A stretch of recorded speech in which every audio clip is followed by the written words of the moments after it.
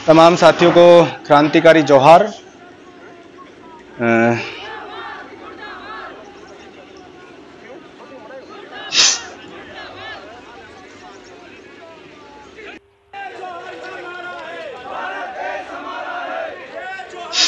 सभी साथियों से निवेदन है कि थोड़ी देर वीडियो को एक बार शेयर कर दीजिए ताकि हमारी चर्चा बढ़ सके। और जो हमारा ये आंबागढ़ मूवमेंट था, आपने देखा कि किस तरीके से वो एक तरीके से भटक गया, जो अपना मूल उद्देश्य था मूवमेंट का, जो हमने मूवमेंट शुरू किया था। एक बार बता दीजिए तमाम साथी, क्या मेरी आवाज़ आ रही है? अभी मैं हूं और रवि सोनाल भाई है और अशोक बड़ौदा जी हैं, तो अभी हम तीनों हैं। तो एक बार हम जो तमाम बातें हुई हैं, हमने आंदोलन से रवि भाई भी अलग हो गए, एक मैं भी अलग हो गया। तो हम लोगों की जिम्मेदारी बनती है कि समाज के सामने वो सच आना चाहिए, उनको तमाम सच पता लगना चाहिए उनको कि आखिरकार क्या क्या हुआ था, शुरुआत कहाँ से हुई थी, कैसे हुई थी, मूवमेंट किस तरीके से अपनी दिशा से भटका, किस तरीके से इस आंदोलन को तोड़ा गया और आगे समाज का भविष्य क्या होगा आदिवासी समुदाय का। तो इन तमाम चीज़ों पर बात होनी चाहिए ताकि जिन लोगों का दिल टूटा है, जिन लोगों को हाथ हुए हैं बहुत ज़्यादा, उनको समझ में नहीं आ रहा कि क्या हुआ क्या नहीं हुआ। मतलब कुछ आ ही नहीं रहा, समझ ही नहीं सकते क्या हुआ क्या नहीं हुआ। कई लोग बोल रहे थे कि ये सारी जो फिल्म थी इसका निष्कर्ष क्या निकला, इसके जो निर्देशक कौन थे, हीरो कौन थे, विलेन कौन थे, कुछ समझ में ही नहीं आ रहा कौन क्या था भाई। तो तमाम चीज़ों पर बात होगी। तो एक बार आप तमाम साथी इस वीडियो को शेयर कर दीजिए ताकि एक तो हमने दिन का टाइम चुन लिया है, तो इसकी मेरी मजबूरी है क्योंकि मैं फिर मेरे गांव निकल रहा था, तो फिर मैं वहां से लाइव नहीं दे पाता। तो यहाँ से निकलने से पहले, मेरे गांव जाने से पहले इन तमाम चीज़ों पर जिक्र होना जरूरी है।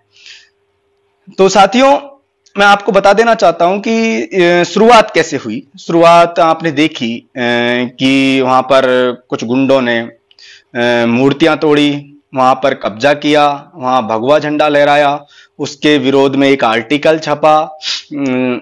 उसके आर्टिकल छपने के बाद जो रामकेश मीणा जी है वो वहां गए, उन्होंने उस झंडे को हटा दिया। एक बात तो ये नोटिस करनी होगी कि इतिहास में पहली बार ऐसा हुआ है, राजस्थान के अंदर तो पता नहीं और कहाँ हुआ हो, लेकिन एक अपनी धरोहर के लिए, अपनी अस्मिता के लिए, एक जो दूसरे संप्रदाय का है, धर्म का जो झंडा है जो हम पे थोपा जा रहा था, उसको उतारा। और ये बिल्कुल सही काम था। और पूरे आदिवासी समुदाय ने, वो पूरा आदिवासी समुदाय रामकेश जी के साथ उस वक्त खड़ा था और बिल्कुल खड़ा भी होना चाहिए था, इसमें कोई दो राय नहीं है। जो लोग उस टाइम उनके साथ नहीं खड़े थे वो हम जानते हैं कि वो कौन सी विचारधारा के लोग थे। तमाम हम साथियों की जिम्मेदारी बनती थी ऐसे समय में जब देश भर के जो राइट विंग के ट्रोलर्स हैं, उनके सोशल मीडिया हैंडल से, नेताओं से, चाहे यूपी से लेकर, हरियाणा से लेकर, दिल्ली से लेकर, तमाम जगह से रामकेश मीणा जी को टारगेट किया जा रहा था। तो हम जैसे तमाम साथियों की जिम्मेदारी बनती थी कि हम लोग उनके हक में खड़े हों, उनके साथ में खड़े हों, सोलिडेरिटी उनके साथ पेश करें। तो हम लोग उनके साथ खड़े हुए। साथियों, यहां तक खड़े होने की बात थी, हमें नहीं पता था कि ये मैटर इतना बढ़ जाएगा। उसके बाद एक भगवाधारी गुंडा, उपदेश राणा, हमने देखा कि किस तरीके से पूरे राइट विंग के लोग, कौन सा थाना था रवि भाई, ट्रांसपोर्ट नगर थाने पे उन्होंने रात में प्रदर्शन किया और एफआईआर दर्ज करवाई। तो और जो चेतावनी उन्होंने दी कि हम लोग आएंगे, तो इसी की प्रतिक्रिया में मैं लाइव आया, रवि भाई लाइव आए और बनवारी भाई लाइव आए, और हमने आह्वान किया कि वो लोग कल आएंगे और हमारी इस धरोहर को हमें बचाना है, तो आप तमाम साथियों को आना पड़ेगा। हमने देखा कि एक सोशल मीडिया पर एक टीम अचानक क्रिएट हो गई जो अपनी अस्मिता, धरोहर की लड़ाई लड़ने के लिए, जो संघी गुंडे लगातार धमकियां दे रहे थे, आदिवासी समुदाय के लोगों को चेतावनी दे रहे थे, उनके खिलाफ एक सोशल मीडिया पे अचानक एक गैंग सक्रिय हो गई। और उस गैंग ने, जिसको पेलर और रोतारी गैंग नाम दिया गया, कोई नहीं जानता कि उनका यानी कि निर्माण किन लोगों ने किया, किन लोगों ने नाम दिया, कौन उनके संरक्षक है, कौन फाउंडर है, कोई नहीं जानता। वो एक विचारधारा के तौर पे सोशल मीडिया पे स्थापित हो गई और उन लोगों ने जमकर इनका लोगों का मुकाबला किया। अगले दिन हमारे रवि भाई, बनवारी भाई, अशोक बड़ौदा जी और बबलू भाई और कई तमाम साथी और अन्य संगठनों के साथी भी आंबागढ़ किले पर पहुंचे थे। मुझे लगता है कि आप रवि भाई पहले ही शख्स होंगे, पहली बार गए होंगे किले पे ना। जितने भी वहां जो शख्स गए थे वो पहली बार ही गए थे उस किले पर। देखिए वो हमारी अस्मिता का सवाल बन गया था। अब जब वहां उपदेश राणा नहीं आया, वो नहीं आए, तब भी हमें लगा कि अब ये मूवमेंट खत्म है, कोई बात नहीं, वो नहीं आ रहा, वो नहीं आ रहा, सब चीज है। उसने भी उसके जो कहा सुनी हुई उसने भी अपना क्लियर कर दिया है, वो घबरा गया, डर गया, उसमें भी अपनी जीत थी। वहां तक भी ये मूवमेंट अपने हक में था, ठीक है। उसके बाद कूदता है सुदर्शन चौहान के, सुदर्शन चैनल का मालिक सुरेश चौहान के। वो इस मैटर में कूदता है और उसने कहा कि मैं 1 अगस्त को वहां पर भगवा झंडा लहराऊंगा। इस चैलेंज को आदिवासी समुदाय ने स्वीकार किया और ये एक हमारी अस्मिता का सवाल बन गया। कोई हमें खुला चैलेंज दे रहा है टीवी चैनल पर, वो कह रहा है कि मैं झंडा लहराऊंगा। इसके खिलाफ एक बहुत बड़ा मूवमेंट सोशल मीडिया के माध्यम से खड़ा हुआ। देश भर में कितने ट्रेंड इसके लिए चले आदिवासी समुदाय के लिए, और हम तमाम लोगों ने हमारे ग्राउंड पे मेहनत कर रहे थे। कई साथी, चाहे बनवारी हो, चाहे विक्रम हो, चाहे पिंटू हो, कितने भी जो साथी थे, जीतू हो, रवि भाई हो, तमाम लोग, हंसराज धांध्या हो, तमाम लोग, ये लोग नीचे भी जमीन पे कार्यरत थे। अशोक बड़ौदा हो, तमाम लोग, ये सब लोग नीचे जमीन पे कार्यरत थे। अब हमने एक ग्रुप बनाया, व्हाट्सएप ग्रुप, और हमने टेलीग्राम पे एक ग्रुप बनाया और हमने वहां आदिवासी समुदाय के जो मुख्य लोग थे अलग अलग, उन सब लोगों को जोड़ा। अब सवाल उठता था कि आखिरकार कौन सा झंडा हम वहां लगाएंगे। सबसे पहले डिस्कशन हुआ झंडे पर। 2 दिन तक प्रॉपर उस ग्रुप के अंदर डिस्कशन चला।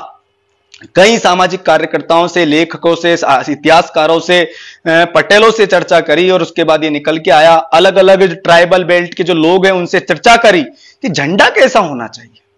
जब किसी झंडे पर कोई सहमति नहीं बनी तो उसके बाद एक झंडा क्रिएट किया गया कि जिस तरीके से हम देखते हैं कि बहुजन मूवमेंटों के अंदर एक झंडा होता है नीले रंग का, उसी तरीके से आदिवासी समुदाय का भी एक झंडा होना चाहिए।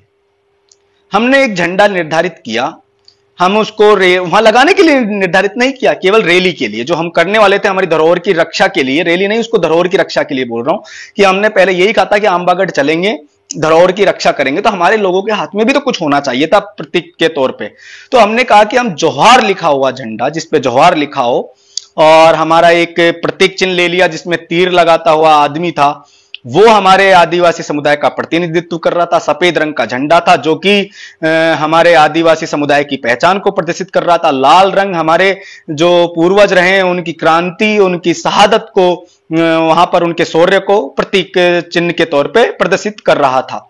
तो ये हमारा मोटिव उस झंडे का हो गया था। तो हमने एक झंडा निर्धारित कर लिया था कि हम इसको तमाम साथियों के हाथ में देंगे। और हमने इससे पहले फेसबुक पोस्ट भी लिखा कि हमारे आदिवासी समुदाय को अब आदिवासी दिवस आने वाला है और एक ये चीज निर्धारित करनी चाहिए, जैसे कि हम देखते हैं कि इंटरनेशनल स्तर पर आदिवासी समुदाय का एक झंडा है, उसी तरीके से राष्ट्रीय स्तर पर भी तमाम आदिवासी समुदाय की एकजुटता के लिए एक झंडा होना चाहिए। राजस्थान के आदिवासी समुदायों की एकजुटता के लिए एक झंडा होना चाहिए। ये मैंने पहले भी लिखा था और कई बार लिखता रहा हूं कि हमें एक पहचान चाहिए, एक झंडे की पहचान चाहिए।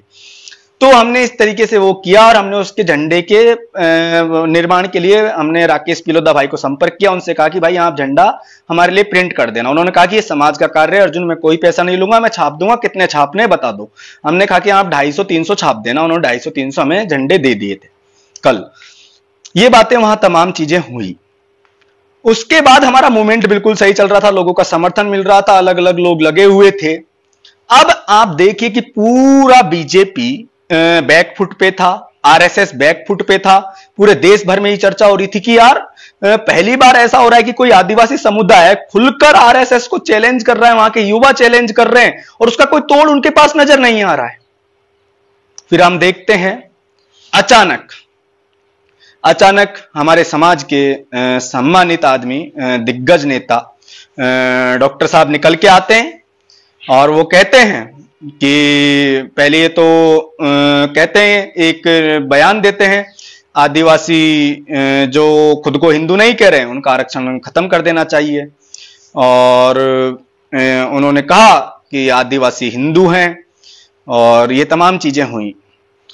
उस दिन सभी लोग बहुत हाथ हुए कि डॉक्टर साहब इस मामले पे चुप थे, उनको चुप ही रहना चाहिए था। वो हमारे समाज के बहुत दिग्गज आदमी हैं और उनसे ऐसी प्रतिक्रिया की उम्मीद नहीं की थी कि जहां समाज एकजुट है इस मुद्दे पर, वो आरएसएस के खिलाफ लड़ाई लड़ रहा है, तो डॉक्टर साहब को अपनी विचारधारा को इग्नोर करते हुए साइलेंट ही रहना चाहिए था। यह अस्मिता का हमारी का सवाल था। डॉक्टर साहब इस मुद्दे पे कूद जाते हैं। अब कूदने के बाद समाज के अंदर ये तो है ही है कि अस्मिता की लड़ाई का सवाल था कि कोई भी आए अब हम देखेंगे। डॉक्टर साहब कहते हैं कि जिन लोगों ने वहां झंडा हटाया उन पे कार्रवाई की जाए, जो लोग खुद को हिंदू नहीं कह रहे उन पे एनआईए की जांच की जाए। ये तमाम जो वो थे सवाल वो निंदनीय थे और ये बिल्कुल आदिवासी समुदाय के लिए हितकारी नहीं थे। अब आप देखिए कि एक चर्चा छिड़ चुकी है कि आदिवासी एक तो हिंदू हैं, मीणा आदिवासी हिंदू है नहीं है, और उस पर भी चर्चा छिड़ चुकी है। हो सकता है कि भविष्य के अंदर आदिवासी मीणा समुदाय को आरक्षण से, इस बहस से अगर कोई बहस शुरू हो जाए, एक चर्चा छिड़ जाए, आरएसएस के लोग इस बहस को कैप्चर कर ले, तो हो सकता है वो हमें हिंदू साबित कर दे और आदिवासी समुदाय को आरक्षण से हाथ धोना पड़े भविष्य के अंदर। और ऐसे ही देखो छोटी छोटी बयानों से ही चीजें बदलती है। आज से पहले कौन जानता था कि ये लोग दक्षिणी राजस्थान के मीणाओं को और हम यहाँ के मीणाओं को फूट पाड़ देंगे। भाई छोटे सी के एक मामले से इन्होंने इतना बड़ा गैप खड़ा कर दिया। ये तो अब जो वैचारिक क्रांति लोगों के अंदर आ रही है, दोनों क्षेत्रों के लोगों को एकजुट कर रही है। नहीं, उससे पहले तो कितना हम लोगों के अंदर उन्होंने डिफरेंस पैदा कर दिया था साथियों। तो ये चीजें होगी। डॉक्टर साहब इसमें आगे उन्होंने बयान दे दिया, कोई बात नहीं। उनके मुंह से अगले दिन वो हमको एक सुरेश चौहान के दोबारा हमें कमीना कह देता है, जिहादी कह देता है, आतंकवादी कह देता है, ईसाई कह देता है। डॉक्टर साहब एक भी बयान उस शख्स के लिए नहीं देते हैं जो पूरे आदिवासी समुदाय की तौहीन कर रहा है। वो इस क्षेत्र का सामाजिक सौहार्द को बिगाड़ने की कोशिश कर रहा है। उस पर एक भी स्टेटमेंट आज तक, अभी तक डॉक्टर साहब की तरफ से जारी नहीं हुआ है। तो ये जो चीज है कि वो आदमी, अब देखिए हमारी लड़ाई आरएसएस से थी, डॉक्टर साहब से हमारी कोई लड़ाई नहीं थी, किसी भी शख्स की नहीं थी। और डॉक्टर साहब से होगी भी क्यों, वो हमारे आदिवासी समुदाय के नेता हैं और दिग्गज नेता हैं और हर कोई उनका सम्मान करता है। डॉक्टर साहब से तो कोई लड़ाई थी नहीं। आरएसएस ने डॉक्टर साहब को भेजा, सुरेश चौहान के ने कह दिया कि आदिवासी समुदाय का आदमी ही वहां झंडा लहराएगा।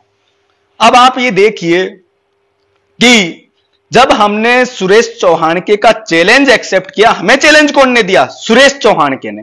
और डॉक्टर साहब सुरेश चौहान के का ही चैलेंज पूरा कर रहे हैं। मतलब हमारी लड़ाई सुरेश चौहान के से शुरू हुई थी, आरएसएस से शुरू हुई थी, और उसी के चैलेंज को पूरा करने के लिए आरएसएस ने कौन को भेज दिया? हमारे समुदाय के आदमी को भेज दिया।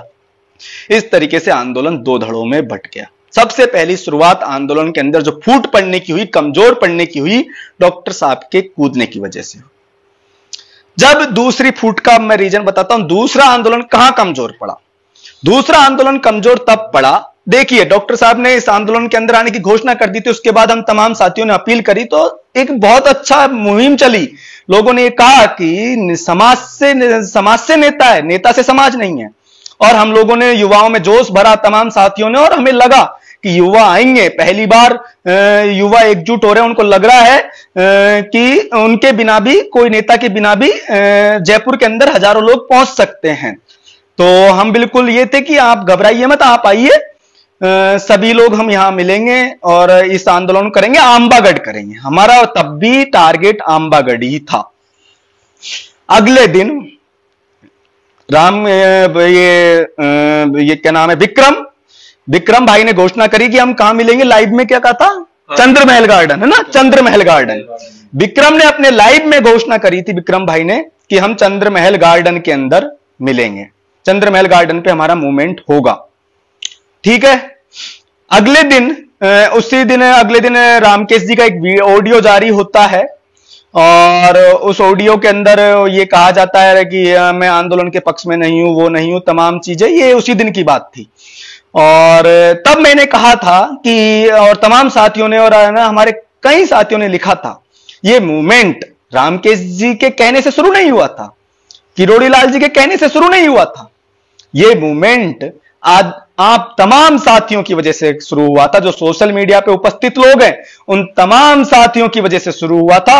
ये कोई नेता ने शुरू नहीं किया था, ये कोई अर्जुन ने शुरू नहीं किया था, ये कोई रवि भाई ने शुरू नहीं किया था, बनवारी ने शुरू नहीं किया था, विक्रम ने शुरू नहीं किया था, अशोक ने शुरू नहीं किया था, किसी ने भी शुरू नहीं किया था भाई। ये मूवमेंट तो सोशल मीडिया से पैदा हुआ था। कोई पता नहीं है कि पहला शख्स कौन था जिसने इसके बारे में ट्वीट किया, कौन ने इसके बारे में पहला पोस्ट लिखा, कौन ने पहला लाइव दिया। ये तो अब रिसर्च का वो है, अनुसंधान का केंद्र होना चाहिए, इस पर अनुसंधान होना चाहिए, पहला शख्स कौन था वो। ये तो कोई किसी को पता नहीं है। तो हम ये मानेंगे ना, ये तो सामुदायिक एक आंदोलन था, सामूहिक रूप से शुरू हुआ, किसी का कोई अता पता नहीं है, ये ऑटोमेटिक शुरू हुआ। और ऐसे जो आंदोलन होते हैं उन्हें जन आंदोलन कहा जाता है। एक जन आंदोलन यहां पैदा हुआ और हमने, विक्रम भाई ने कहा कि ये हम वहां करेंगे मूवमेंट को चंद्रमहल गार्डन पर। अगले दिन रामकेश जी और ये पता नहीं किन लोगों से इन्होंने पूछा, मैं साफ साफ कह रहा हूं, मैं कल ही विक्रम और मैंने बनवारी भाई को कह दिया था कि किसी बात का मेरा बुरा लगता है तो मैं तुमसे अग्रिम माफी चाहता हूं। मैं तो समाज के सामने अपना पक्ष रखूंगा, और क्योंकि समाज आज अपने आप को ठगा हुआ महसूस कर रहा है। जिन लोगों की गलतियां होंगी वो मेरे पॉइंट अगर होंगे, लोग उनसे पहचान लेंगे किन किन लोगों की गलतियां रही। इन्होंने किसी से भी चर्चा नहीं की, हमें नहीं पता। ये लाइव आते हैं, रामकेश जी लाइव आते हैं, ये लोग घोषणा करते हैं कि ये लोग गांधी सर्किल इकट्ठा होंगे और वहां से सिविल लाइन जाएंगे। इससे पहले मैं साफ साफ बता रहा हूं, मेरे से बनवारी की बात हुई 2 दिन पहले। उन्होंने मेरे से कहा, अर्जुन अपने पास ये लोकेशन है जैसे कि हम इकट्ठा हो सकते हैं, झालाना इकट्ठा हो सकते हैं, वहां हमें दलित समुदाय के लोग, एक प्राइवेट प्रॉपर्टी है वहां पर, वो हमें पार्किंग की जगह दे सकते हैं। एक हम सूरज पोल मंडी है वहां इकट्ठा हो सकते हैं, हम तमाम जगह इकट्ठा हो सकते हैं। उसने ये चर्चा हुई थी, लेकिन मुझे ये नहीं पता गांधी सर्किल कहां से आया और सिविल लाइन कैसे पहुंचा, ये मुझे नहीं पता। ठीक है, अगले दिन मैं जयपुर आ जाता हूं। इसी दौरान तमाम तरीके की धमकियां तमाम साथियों को मिलती रहती है, सब चीजें होती है। फिर उसके बाद हम लोग जयपुर आए, यहां पर हम विक्रम और बनवारी आए। मैंने इनसे कहा, देखो सोशल मीडिया पर रिएक्शन आ रहा है और इसी दौरान देखो घोषणा कर देते हैं, ये कर देते हैं सिविल लाइन की, और डॉक्टर साहब कर देते हैं आंबागढ़ की। अब आंबागढ़ हो गया डॉक्टर साहब का डेस्टिनेशन। ये मेरे से मिले, मैंने इनसे कहा कि तुमने जगह चुनने में गलती कर दी। पहली बात, हमारा डेस्टिनेशन, जब हमारा डेस्टिनेशन था आंबागढ़, आंबागढ़ आंबागढ़ आंबागढ़, और हम आंबागढ़ की बात कर रहे थे, तो सिविल लाइन और गांधी सर्किल तो बीच में आना ही नहीं चाहिए था। ये आए क्यों गांधी सर्किल और सिविल लाइन बीच में? दूसरी जगह ये मूवमेंट यहां टूटा, पहली बार डॉक्टर साहब के कूदने पर, दूसरी बार सिविल लाइन आने पर। उसके बाद भी हम गए रामकेश जी के पास मिले और मैंने उनको समझाया, साहब कहा, साहब सिविल लाइन का कॉन्सेप्ट करिए चेंज और यहां पर लिखिए गांधी सर्किल।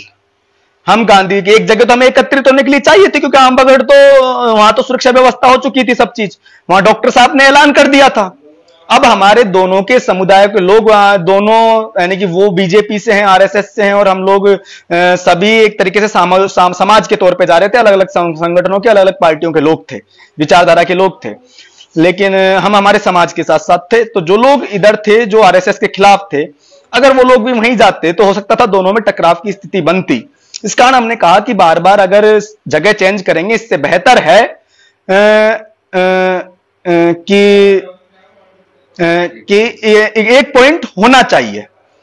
तो जब पॉइंट निर्धारित हुआ कि हम लोग गांधी सर्किल मिलेंगे, ठीक है, और मैंने कहा कि आप ये नहीं कहेंगे कहीं भी कि हम सिविल लाइन जाएंगे, गांधी सर्किल इकट्ठा होंगे, गांधी सर्किल पर समाज तय करेगा कि हमें कहां जाना है। और मैंने मेरा पर्सनल स्टैंड क्लियर कर दिया था, जिसको अगर सिविल लाइन जाना हो वो जाए, अगर वहां से समाज तय करता है कि वो सिविल लाइन जाएगा तो वो बिल्कुल समाज के लोग जाएं, लेकिन मैं नहीं जाऊंगा। मैं या तो आंबागढ़ जाऊंगा या केवल गांधी सर्किल ही रहूंगा। मैंने साफ साफ क्लियर कर दिया था।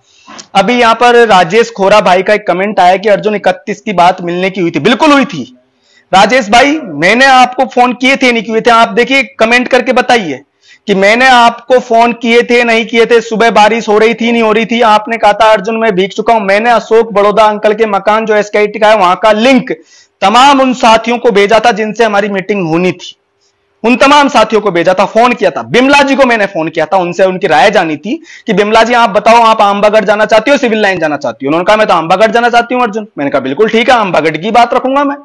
मैंने राजेश्वरी जी को कॉल किया था, राजेश्वरी जी से पूछ लीजिए। मैंने कहा आंबागढ़ चलोगे या सिविल लाइन चलोगे? उन्होंने कहा आंबागढ़ चलेंगे अर्जुन। मैंने कहा आप बताओ अपने एकत्रित होने की जगह अगर गांधी सर्किल रखते हैं और वहां से आंबागढ़ चलते हैं कोई दिक्कत? उन्होंने कहा बिल्कुल दिक्कत नहीं है। यही चीज तय हुई थी ना भाई। अगर मैं झूठ बोल रहा हूं तो मेरी कोई कॉल रिकॉर्डिंग निकलवा लो, मेरे स्क्रीनशॉट भेज देता हूं। मैंने कितनी बार इन लोगों को कॉल किए हैं, मैंने इन लोगों से क्या कहा है, मैंने ये चीजें कही इनसे। आइए बैठते हैं मिलते हैं, ये सबके इनसे पूछा इन तमाम लोगों से, ये चीजें हो गई। अब दोबारा वही जगह होगी, कोई बात नहीं, सबका तय। डॉक्टर साहब के लोग आंबागढ़ जाएंगे, हम लोग गांधी सर्किल इकट्ठा होंगे। अब जब मूवमेंट पहले दिन चालू हुआ था तो हमने तय किया था ना तो कोई मंच होगा, ना कोई फेंटा होगा, ना किसी और सामाजिक संगठन का झंडा होगा, ना किसी दल का झंडा होगा और ना ही कोई मंच होगा। जाजम बिछेगी, जाजम पर बैठकर फैसला होगा कि समाज के लोग कहां जाना चाहते हैं। इकट्ठे हुए सब आ गए। मैं पहुंचा 11:30 बजे। मैंने देखा वहां तो भाषण चल रहे हैं। सबसे पहले जाते ही वहां तमाम लोग मौजूद थे, देख लीजिए कई लोगों के पास वीडियो लाइव होंगे, वो वीडियो शायद कोई चैनल पे भी चल रहा था, फर्स्ट इंडिया न्यूज पे, किसी जी न्यूज पे। मैं, अशोक बड़ौदा और अन्य साथी वहां पर उन लोगों को स्टेज से उतारते हुए नजर आ रहे हैं, उनसे माइक छीन रहे हैं, उनसे कह रहे हैं उतरो नीचे। और हम गए जब हमने क्या देखा, कोई एक माइक छीन रहा है, कोई भाषण दे रहा है, कोई क्या दे रहा है, समझ में नहीं आ रहा था कि चल क्या रहा है भाई। और इतनी लोगों की भीड़, क्योंकि हमको पता था भीड़ तो आएगी क्योंकि अस्मिता का सवाल था। अब वहां इतने लोग मौजूद और वहां चल रहे इनके भाषणबाजी। इनसे लिया हमने माइक रख दो, कोई भाषणबाजी नहीं होगी, जाजम बिछेगी। वहां तमाम लोग मौजूद थे, उन तमाम लोगों को पूछिए। सबसे पहला शख्स मैं था और अशोक बड़ौदा थे जिन्होंने ये कहा था कि जाजम बिछेगी, जाजम। ये कोई तुम्हारा राजनीति का मंच नहीं है, चेहरा चमकाने का मंच नहीं है। सबके सब नीचे बैठ गए। जो मेरी तस्वीर है जिसमें विक्रम भी साथ में बैठा हुआ है, वो मैं बैठा तब की बात है। मैंने जब इनको सबको मंच से उतारा और जब बिठाया तब हम बैठ गए। उसके बाद रामकेश जी आते हैं, कोई आता है तो आंदोलन के लिए हो सकता है हमारे लिए कोई गाइडलाइन, उन्होंने 2-3 मिनट की अपनी बात रखी, उसके बाद छोड़ दिया। उसके बाद मेरे से इन लोगों ने कहा कि अर्जुन 3 लोग आए अपने पास, एक अमरा राम जी, एक राजा राम मिल जी और एक कांति भाई। इन 3 लोगों से बड़ी बड़ी दूर से आए, इनका एक 2-2 मिनट की कुछ बातें कह देंगे वो लोग। इन लोगों ने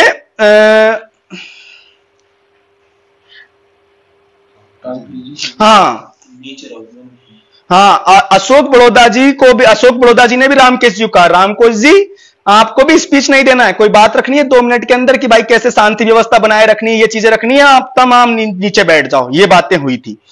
और ये इन्होंने कहा कि यार ये लोग दूर दूर से आए, इनको 2-2 मिनट बोलने दो। मैंने कहा ठीक है भाई, अगर तुम्हें लगता है, मेरी तो ये फैसला तो जाजम को करना चाहिए, लेकिन या कोई जाजम जैसा सिस्टम रहा ही नहीं तो तुम्हारी मनमर्जी करो। इन्होंने भाई साहब 2-2 मिनट के, और इन्होंने कहा कि यार वो भीम आर्मी के प्रदेश अध्यक्ष भी आए, वो भी बोलेंगे, हिम्मत गुजर जी आए, वो भी बोलेंगे, और इन्होंने कई नाम गिनाए। मैंने इनसे कहा फिर तो आईसा का प्रदेश अध्यक्ष आया, वो भी बोलेगा, एसएफआई का प्रदेश अध्यक्ष आया, वो भी बोलेगा, और भी तमाम सामाजिक संगठन उनके भी लोग आए, जेएस के लोग आए, वो भी बोलेंगे। अकेले ही यही आदमी क्यों बोलेंगे? और पहली बात कि जब जाजम बिछने की बात हुई तो ये भाषणबाजी क्यों? हर कोई भाषण देना जानता है, भाषण सुनने या कोई नहीं आया भाई। मैंने इनको कहा यह बात गलत है, भाषणबाजी नहीं होनी चाहिए, मंच नहीं सजना चाहिए था। सबसे पहली गलती यह हुई कि तुमने मंच सजा दिया। अब आप बताओ 3 बिंदु हो गए, कहां कहां आंदोलन कमजोर पड़ा? डॉक्टर साहब के कूदने से। दूसरा आंदोलन कमजोर पड़ा रामकेश जी और इनके द्वारा जब लाइव आकर जगह निर्धारित की गई गांधी सर्किल से सिविल लाइन। दूसरी बार तब टूटा। तीसरी बार आंदोलन जब टूटा जब इन लोगों ने क्या नाम है, वहां मंच लगा दिया। 3 पॉइंट ये हो गए जब आंदोलन टूट गया। ठीक है, सब बैठ गए। राजा राम मील जी के जब जयकारे लगे, जब वो आए, मैं वहां से उठ के भाई अपना चला गया बाहर। मुझे नहीं पता बाद में क्या हुआ।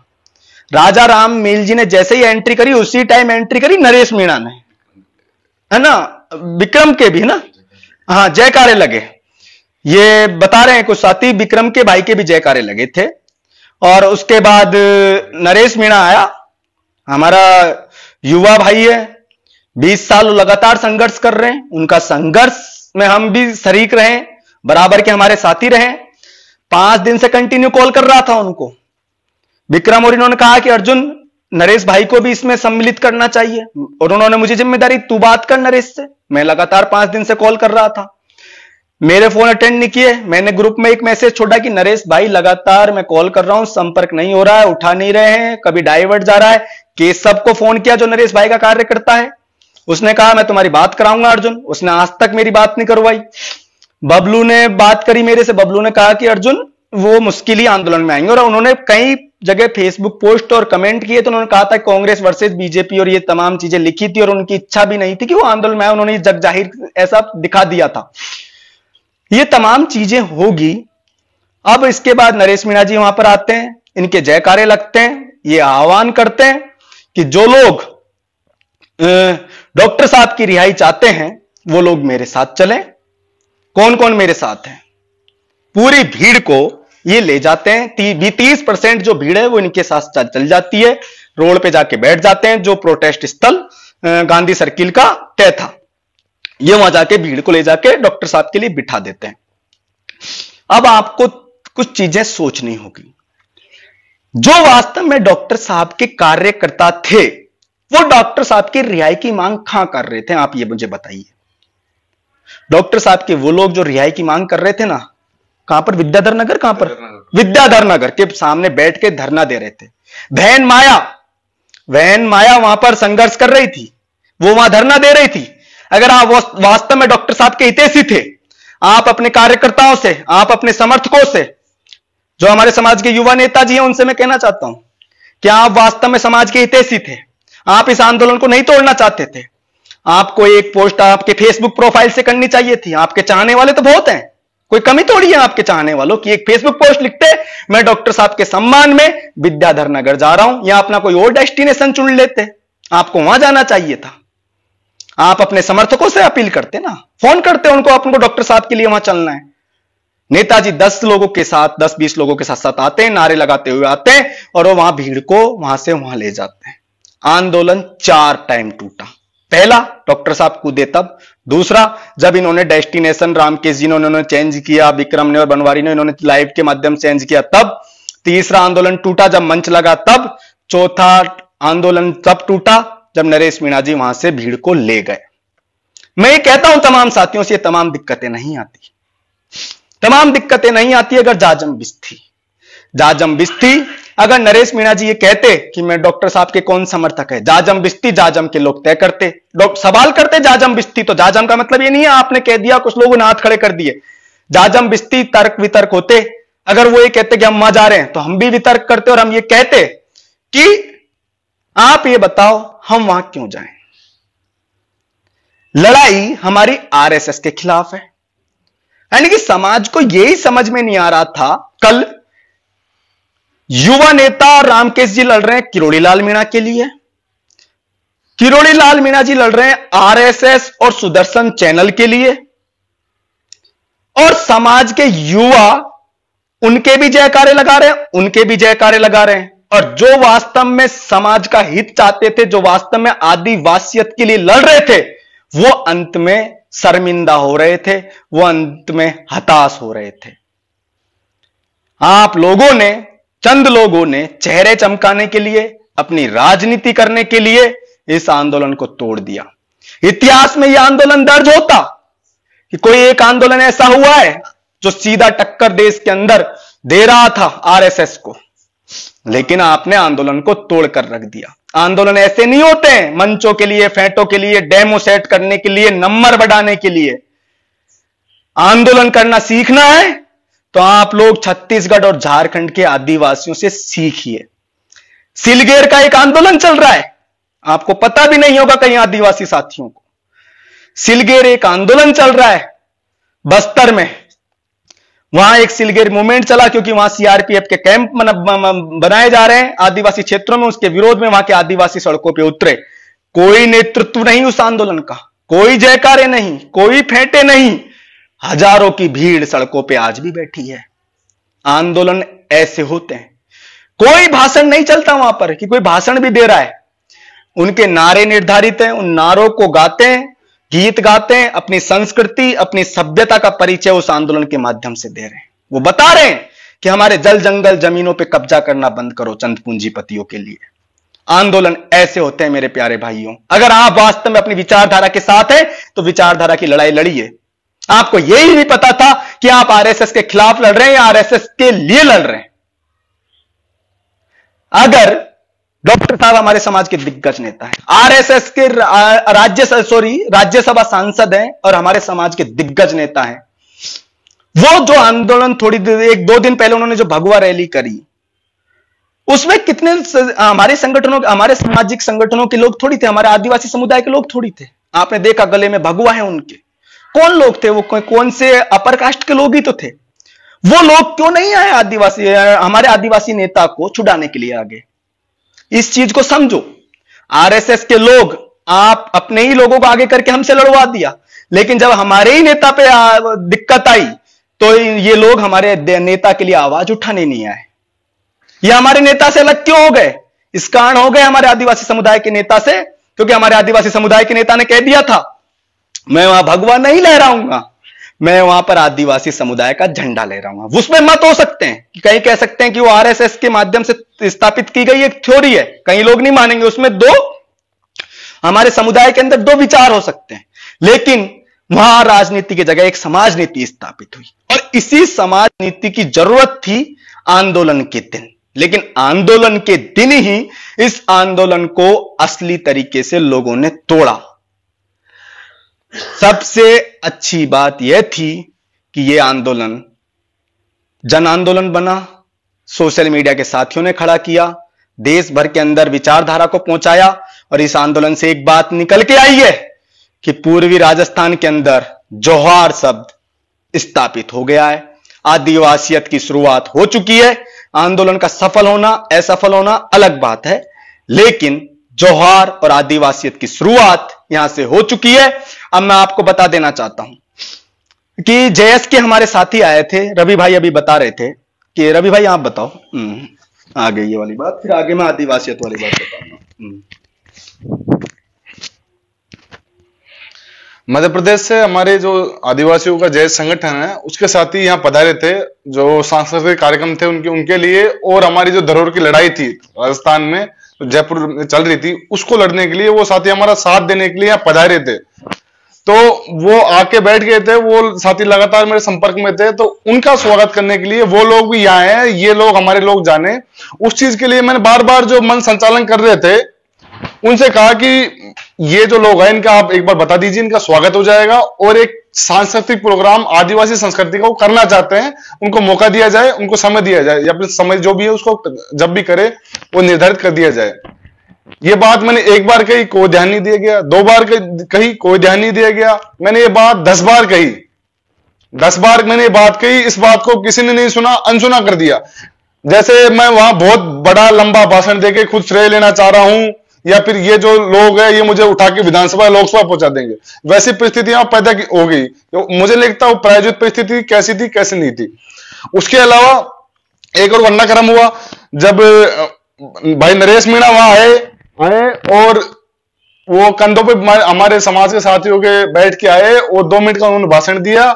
इस तरीके से मैं आपको बड़ी बात बता देना चाहता हूं, मैं जिम्मेदार एक नागरिक हूं समाज का, और मैंने देखिए समाज की पंचायत है, समाज की मैंने पंचायत देखिए, इस तरीके की जो दुर्व्यवहार, इस तरीके से कोई ना तो आता है ना कोई जाता है। आप समाज की मीटिंग में पांव तक नहीं रह सकते इस तरीके से, यह बहुत गलत तरीका था। आप आए तो आप बैठते, अपनी बात रखते और सबकी सहमति लेते, भाई हमारा ये मत है, हमें ये जरूरत है, और फिर सब लोग विचार करते हाँ ऐसा करना चाहिए नहीं करना चाहिए, और जो क्या परिस्थिति की वहां की क्या स्थिति है थाने की उसके बारे में सब चीज। केवड़लाल जी के बारे में बताया, केवड़लाल जी की रिहाई के लिए वहां चलना चाहिए, और मैं वहां जा रहा हूं, मेरे साथ कौन कौन शांति चलना चाहते हैं वो मेरे साथ चले। आधी भीड़ वहां चली गई। भीड़ कितनी थी वो मुकाबला पुलिस से नहीं कर सकते। जैसे वो रोड पर आए, पुलिस और हमारे जो कमांडो थे आर्मीज के, उन्होंने वहां रोक लिया उनको, और लोग सड़क पे बैठ गए। सड़क पे बैठ के वो उस टाइप से कार्यक्रम कर रहे थे, गीत गाना जो भी है अपना अलग अलग उनका वो चल रहा था। मैंने उनको जाके कहा, एक बार टकराव की स्थिति पैदा हुई तो पुलिस ने कुछ धमका के लाठीचार्ज करके उनको अंदर भगा दिया। फिर वापस भीड़ वहां जाके बैठ गई। मैंने कहा कि ये कोई भी असामाजिक तत्व हमारे बीच में घुस के पुलिस पर कोई पथराव कर देता है, कोई गाड़ी से कर, टकराव की स्थिति किसी भी तरीके से पैदा हो सकती है। हमारे खिलाफ विरोधी ताकतें पुरजोर तरीके से प्रयास में थी, कैसे भी आदिवासी को, मीणाओं को तोड़ के एक दूसरे के साथ किसी भी तरह की सामाजिक टकराव की स्थिति पैदा कर सके, प्रशासन से टकराव की स्थिति पैदा कर सके। मैं खुद वहां गया, मैंने नरेश मीणा से कहा कि ये जो लोग यहाँ बैठे हैं इनको यहां ना बैठा दिया जाए, अंदर 2 डीजे और है, अगर आपको भाषण देना है, अगर आपको अलग मंच लगाना है तो वहां जाके आप अपनी बात रखें और जो भी करना है आपको अपने हिसाब से कीजिए। लेकिन फिर भी उन्होंने बात को अनसुना कर दिया और वो वहां बैठे रहे। कैसा एक संदेश जाता है समाज में, आप भी जानते हो। वो जो भीड़ वहां आई थी उनका कोई निजी स्वार्थ नहीं था, समाज की आन बान शान, समाज का अस्तित्व, समाज की धरोहर खतरे में थी, प्रतिष्ठा खतरे में थी, इसीलिए वो लोग आए थे, किसी का निजी स्वार्थ नहीं था। और ये जो लोग कह रहे हैं कि हमने समाज के लिए आंदोलन खड़ा किया, समाज के लिए आंदोलन किया, तुमने खुद के लिए आंदोलन खड़ा किया? तुम लोग स्वार्थी थे, तुमने क्या समाज के लिए किया? समाज का जो श्रेय था वो जो लोगों को, जो लोग घर से निकल के आए थे, कोई लोग 300 किलोमीटर से, 400 किलोमीटर दूर से। क्या आपको मेरी आवाज आ रही है? हाँ, आ रही है, वो सुन रहे हैं। उसका आप लोगों ने श्रेय लेने के लिए उस भीड़ को गुमराह किया, कोई उसका निष्कर्ष नहीं निकल पाया कि क्या समाज के लोगों को आप दोबारा इस तरह से राजस्थान की राजधानी में बुला सकते हो? मैं पूछना चाहता हूं सभी साथियों से। और इस तरह की व्यवस्था क्यों पैदा की कि सबसे पहले तय हो चुका था कि एक जाजम पंचायत का वहां आयोजन किया जाएगा। फिर कह रहे थे लोग, कुछ लोग कि आमागढ़ जाएंगे। आमागढ़ जाने की स्थिति में हमने कह दी थी कि जब कोई टकराव की स्थिति पैदा होगी, कोई भाई वहां आएगा, कोई हमारा विरोधी आदमी, और जब आमागढ़ किले पे कोई भगवा झंडा फहराने की कोई बात आई तो हम लोग वहां कूच करेंगे। ऐसी कोई स्थिति नहीं आई, सारी बात आई, सभी लोग काबिल थे। मैं किसी की नाकाबिलियत पे नहीं कह रहा हूं, ना मैं किसी को सवाल उठा रहा हूं। मैं जो कल की जो घटना में हमारे समाज के 4 टुकड़े हैं उसके ऊपर मैं बात कर रहा हूं। इस बात को सुनिए आप सभी लोग, संज्ञान में लेने की जरूरत है। समाज बड़ी मुश्किल से एक मंच, एक राय हुआ था। उस समाज को तोड़ने में जिन जिन लोगों की भूमिका थी उन लोगों को समाज कभी माफ नहीं करेगा।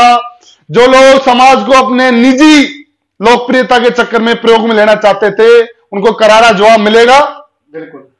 और आप सभी साथी अर्जुन भाई को सुने, और काफी बातें सोशल मीडिया बातों से हम नहीं रख सकते, आगे रखेंगे। एक बात यहां पर लगातार निकल के आ रही है, मैं कमेंट पढ़ रहा हूं, मुझे नहीं पता कौन सी बहन बेटियां, मतलब कौन सी समुदाय की महिलाएं, कौन लोगों ने उन महिलाओं को वहां नाचने के लिए कहा, मुझे नहीं पता, न मेरे सामने कोई नाचा। हाँ, ये जरूर था पिलोड़ी गांव से शायद वो लाके और वो बजा के कन्हैया दंगल का प्रोग्राम उनका चल रहा था, वो सांस्कृतिक प्रोग्राम उनका हो रहा था। जयस की जो बात थी वो भी अपनी संस्कृति को, अपनी सभ्यता को प्रदर्शित करने यहां पर आए थे, वो भी एक सांस्कृतिक कार्यक्रम करना चाहते थे। अगर ये कोई ये कह रहे हैं कि वहां पर हमने महिलाओं को नचाया तो मैं बिल्कुल उनका मैं विरोध करता हूं।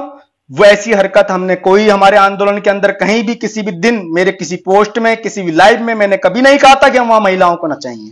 अगर इस तरीके की हरकत इन्होंने की थी तो ये निंदनीय है, इसकी निंदा की